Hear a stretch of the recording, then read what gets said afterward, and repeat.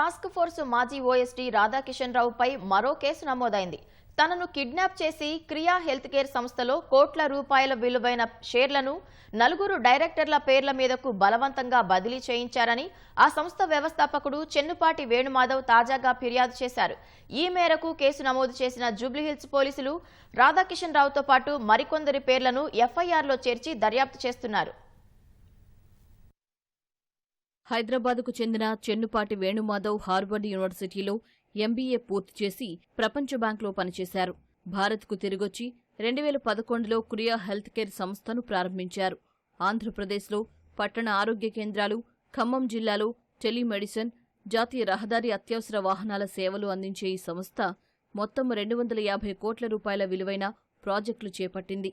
ఈ సంస్థలో 2 శాశ్వత డైరెక్టర్లుగా వేణు, బాలాజీ, 4 తాత్కాలిక డైరెక్టర్లుగా గోపాల్, రాజ్, నవీన్, రవి ఉన్నారు. సంస్థకు బాలాజీ సీఈఓగా వ్యవహరిస్తున్నారు.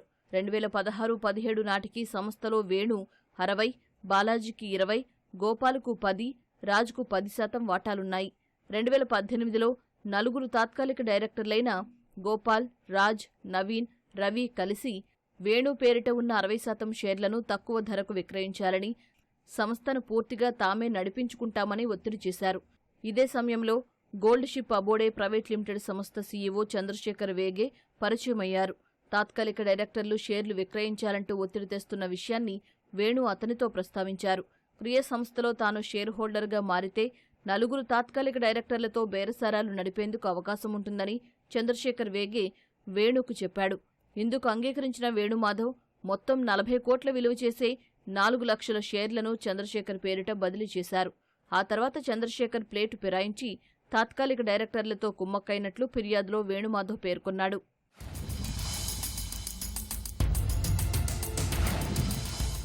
తాత్కాలిక డైరెక్టర్ల వేధింపులు ఎక్కువయ్యాయంటూ 2018 అక్టోబర్ 3న బంజారాహిల్స్ పోలీస్ స్టేషన్లో వేణు ఫిర్యాదు చేశారు.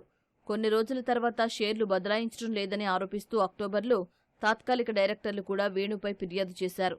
తొలుత తాను ఇచ్చిన ఫిర్యాదు పట్టించుకోవడం లేదంటూ వేణు ఉన్నతాధికారుల దృష్టికి తీసుకెళ్లారు. ఆ తర్వాత చంద్రశేఖర్, గోపాల్, రాజ్, నవీన్, రవి తదితరులు అప్పటి టాస్క్ ఫోర్స్ డీసీపీ రాధాకిషన్తో కలిసి బలవంతంగా షేర్లు బదిలీ చేయించుకోవాలని పథకం వేశారని తాజాగా ఇచ్చిన ఫిర్యాదులో వేణుమాధవ్ తెలిపారు.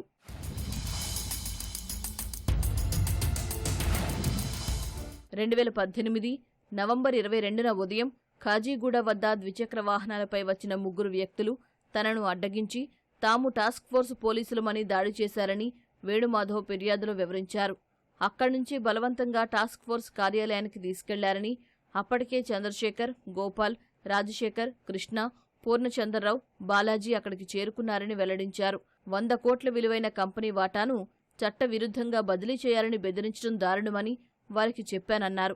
గట్టు మల్లు ఆదేశాలతో ఎస్ఐ మల్లికార్జున్ నకిలీ కరెన్సీ కేసులో తీసుకొచ్చిన నిందితులను చితకబాది తాము చెప్పినట్లు వినకపోతే ఇదే పరిస్థితి నీకు వస్తుందంటూ బెదిరించారని వేణు ఫిర్యాదులో చెప్పుకొచ్చారు. డీసీపీ రాధాకిషన్ రావు వచ్చాక చంద్రశేఖర్ వేగే జోక్యం చేసుకుని డీసీపీ చెప్పినట్లు విని డీల్కు అంగీకరించాలన్నాడని, ఇంకా ప్రాణాలతో ఉన్నందుకు అదృష్టవంతుడిని అంటూ తాత్కాలిక డైరెక్టర్లు బెదిరించారని ఫిర్యాదులో పేర్కొన్నారు.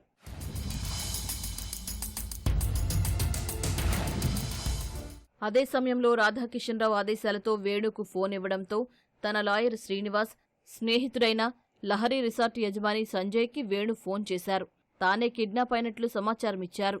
సంజయ్ డీజీపీ కార్యాలయానికి వెళ్లి సమాచారమిచ్చాడు.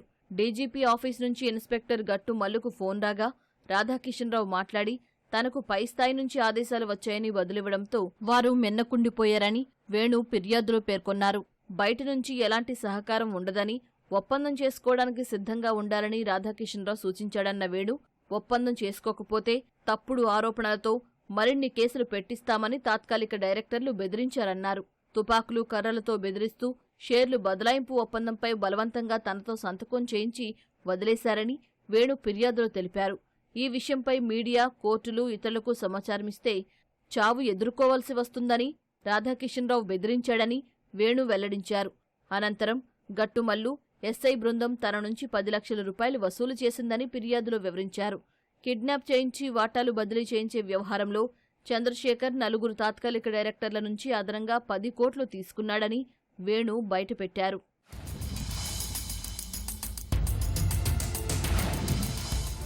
ఇటీవల రాధాకిషన్ రావు అరెస్టు విషయం తెలుసుకుని ఈ వ్యవహారంపై ఫిర్యాదు చేస్తున్నట్లు వేణుమాధవ్ ఫిర్యాదులో తెలిపారు. ఈ మేరకు కేసు నమోదు చేసిన జూబ్లీహిల్స్ పోలీసులు రాధాకిషన్ రావుతో పాటు టాస్క్ ఫోర్స్ ఇన్స్పెక్టర్లు గట్టు మల్లు, మల్లికార్జున్ సహా చంద్రశేఖర్ వేగే, కృష్ణ, గోపాల్, రాజ్, రవి, బాలాజీ తదితరుల పేర్లను ఎఫ్ఐఆర్లో చేర్చి దర్యాప్తు చేస్తున్నారు.